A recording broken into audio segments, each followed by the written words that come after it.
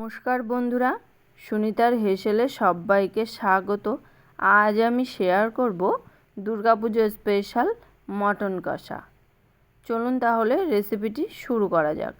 আর এই মটন কষাটা আমি পুরোটাই আজ রান্না করব হাঁড়িতে। এটা এক প্রকার আপনারা হান্ডি মটনও বলতে পারেন, তবে আমি আজ মাটির হাঁড়িতে হান্ডি মটন তৈরি করে দেখাবো না। আমি এমনি ঘরে যে হাঁড়ি থাকে, যে হাঁড়িতে আমরা ভাত রান্না করি, সেই হাঁড়িতেই আজ আমি মাটনটা তৈরি করে দেখাবো। তার জন্য দেখুন, এখানে আমি মাটন নিয়েছি আর নিয়েছি আলু। এবার আমি কড়াইতে পরিমাণ মতো সর্ষের তেল দিয়ে, তেলটা যখন খুব ভালো করে গরম হয়ে যাবে, তখন আমি এর ভেতরে সবার প্রথমেই আমি আলুগুলোকে হালকা লালচে কালার করে ভেজে নেব।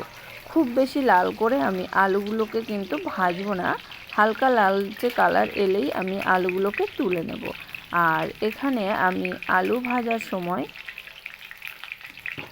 সামান্য একটু লবণ আর হলুদ গুঁড়ো দিয়েই আমি আলুটাকে ভেজে নেব। লবণ আর হলুদ গুঁড়ো দিয়ে আলুটা ভাজলে কি হয়, আলুর কালারটা খুব ভালো আসে আর একটু তাড়াতাড়িও কালারটা চলে আসে।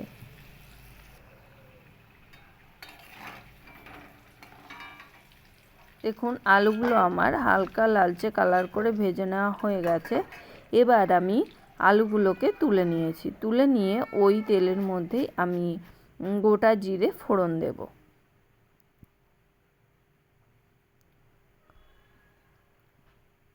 আর দিয়ে দেব তেজপাতা, আর কিছুটা আমি কাঁচা লঙ্কা নিয়েছি, সেই কাঁচা লঙ্কাগুলোকে এই তেলের মধ্যে আমি ফোড়ন হিসাবে দিয়ে দেব।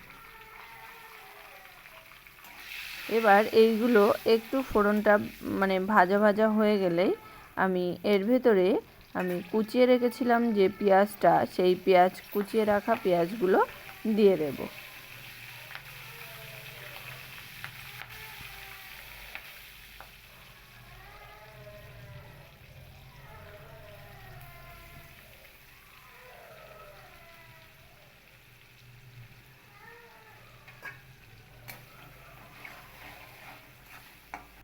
পেঁয়াজ কুচি দিয়ে আমি একটু পেঁয়াজটাকে ভেজে নেব।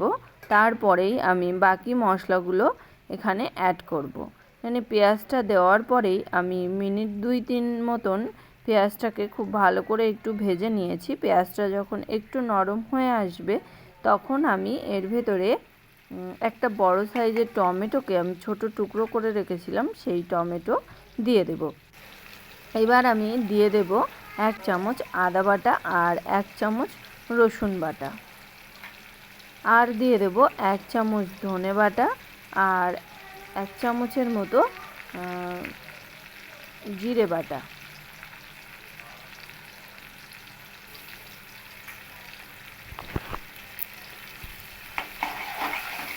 এই জিরে ধনে বাটা আর আদা রসুন বাটা দিয়েই আমি এই মশলাটাকে একটু মিশিয়ে নিয়েছি। মিশিয়ে নেওয়ার পরেই এখানে আমি কিছুটা কাঁচা পাকা লঙ্কাকে বেটে নিয়েছি, সেই কাঁচা পাকা লঙ্কাটাও দিয়ে দেব। লঙ্কাটা দিয়ে আমি আবারও একটু খুব ভালো করে মিশিয়ে নিয়েছি। মিশিয়ে নেওয়ার পরেই আমি এখানে দিয়ে দেব স্বাদ অনুযায়ী লবণ, আর দেব পরিমাণ মতো হলুদ গুঁড়ো, দিয়ে দেব তরকারির কালারের জন্য একটু কাশ্মীরি লঙ্কার গুঁড়ো। এবার এই সমস্ত মশলাটাকে আমি খুব ভালো করে একটু কষিয়ে নেব। আমি কষানোর সময় সামান্য একটু জল দেব। জল দিয়েই মশলাটাকে আমি খুব ভালো করে কষিয়ে নেব। আমি সামান্য একটু জল দিয়েছি। জল দিয়ে এবার মশলাটাকে আমি খুব ভালো করে কষিয়ে নেব, মশলার কাঁচা গন্ধ চলে যাওয়া পর্যন্ত আর মশলা থেকে তেল ছাড়া পর্যন্ত মশলাটাকে আমি ভালো করে একটু কষিয়ে নেব। দেখুন, মশলাটা আমার এখানে খুব ভালো করে কষিয়ে নেওয়া হয়ে গেছে আর মশলা থেকে কিন্তু খুব সুন্দর তেলটাও ছেড়ে গেছে। এবার আমি মাংসগুলো দিয়ে দেব।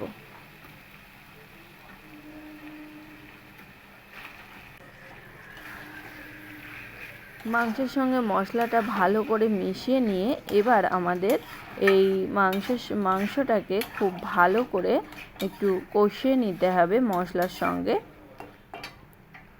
এই কষানোর কাজটা আমি মোটামুটি 30 মিনিট ধরেই এই মাংসটাকে আমি লো টু মিডিয়াম আঁচেই আমি খুব ভালো করে কষিয়ে নিয়েছি। একটু ঢাকা চাপা দিয়েই মাংসটাকে আমি খুব ভালো করে কষিয়ে নিয়েছি।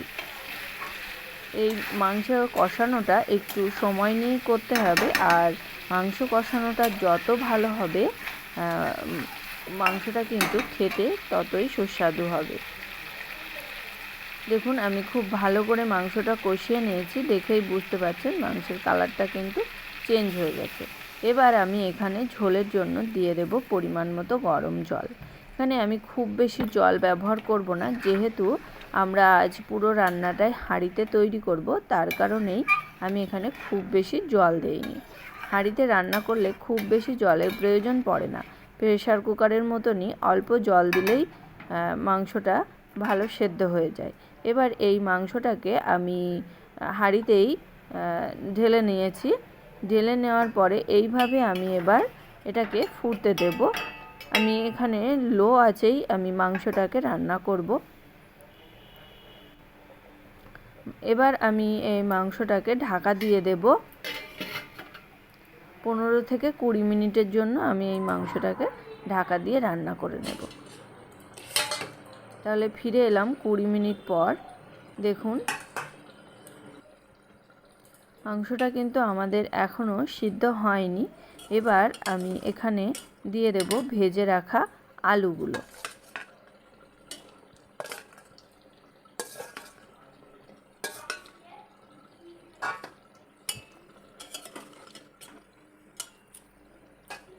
ভেজে রাখা আলুগুলো দিয়ে একটু ঝোলের সঙ্গে মিশিয়ে নিয়ে আবারও আমি ঢাকা দিয়ে রাখবো 20 মিনিটের জন্য। দেখুন 20 মিনিট হয়ে গেছে। এবার আমি মাংসটা ভেতরে আমি দিয়ে দেব কিছুটা পরিমাণ ধনেপাতা কুচি, আর দিয়ে দেব একটু গরম মশলাকে আমি বেটে নিয়েছিলাম শিলনোড়াতে, সেই গরম মশলা বাটাটা দিয়ে দেব। আর মাংস রান্না কিন্তু বাটা মশলাতে তৈরি করলে স্বাদ কিন্তু দ্বিগুণ বেড়ে যায়। এবার এই গরম মশলা আর ধনেপাতা দিয়ে আমি মাংসটাকে খুব ভালো করে মিশিয়ে নিয়ে এবার এটাকে আমি ঢাকা দিয়ে রাখবো 5 থেকে 7 মিনিটের জন্য। তাহলে ফিরে এলাম 5 থেকে 7 মিনিট পর। দেখুন মাংসটা আমাদের পুরোপুরি রেডি হয়ে গেছে। আমি মোটামুটি 45 থেকে 50 মিনিটের মতো মাংসটাকে আমি ঢাকা দিয়ে লো আছে ঢাকা দিয়ে আমি রান্না করে নিয়েছি। মাংসটাকে আমি আপনাদেরকে সার্ভ করে দেখাচ্ছি। তাহলে বন্ধুরা তৈরি হয়ে গেল কিন্তু আমাদের দুর্গাপুজো স্পেশাল ঘরোয়া পদ্ধতিতে হান্ডি মাটন। আর আমার এই মাটনের রেসিপিটি কেমন লাগলো অবশ্যই কিন্তু কমেন্ট করে জানাবেন। যদি ভালো লেগে থাকে তাহলে অবশ্যই একটা লাইক করবেন আর সাবস্ক্রাইব করে পাশে থাকার অনুরোধ। আজকের মতো এই পর্যন্তই, আবার দেখা হবে নতুন কোনো রেসিপি নিয়ে। ভালো থাকবেন, সুস্থ থাকবেন, ধন্যবাদ।